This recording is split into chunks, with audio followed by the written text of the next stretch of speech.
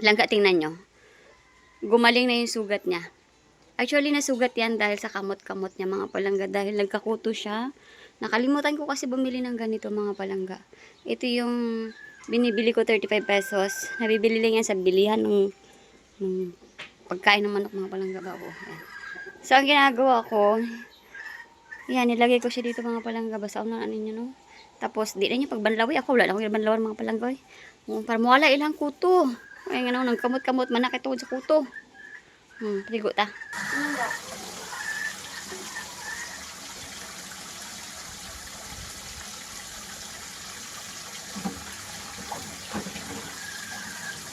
Naayo na ang pilas na mula.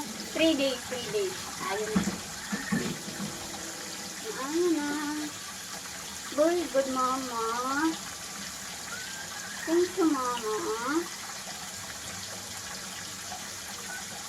Langgat na mama na mo.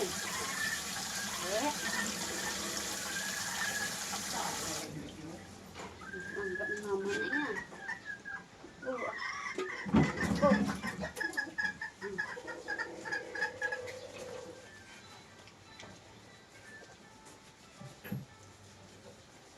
Gusto niyo mawala ang puto sa inyong ataga, mga palangga. Maayo na dayon. Maayo na kami dayon sila. Abaw, ba! Mulong ka!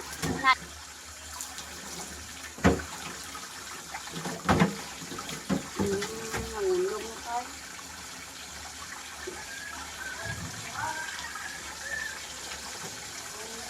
Labad ka lang para mayang mga... Wala pa problema na? Paano ka nang patapos ka kung hindi ka manginunong? Ha?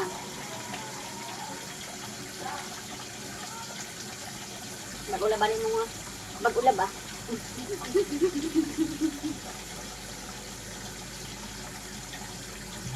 Mag-ubabayangan na. Mag-ulab ba?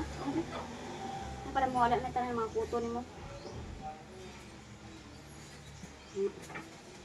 Tapos, nilok si mama.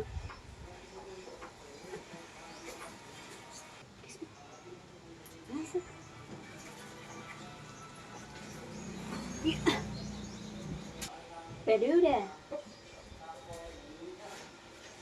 Dagang ka siya putong lagmay ba? Mga nabitaw nagpalit pa na mga palangga kayo. Anong putong lagmay kayo, di ka naman rot.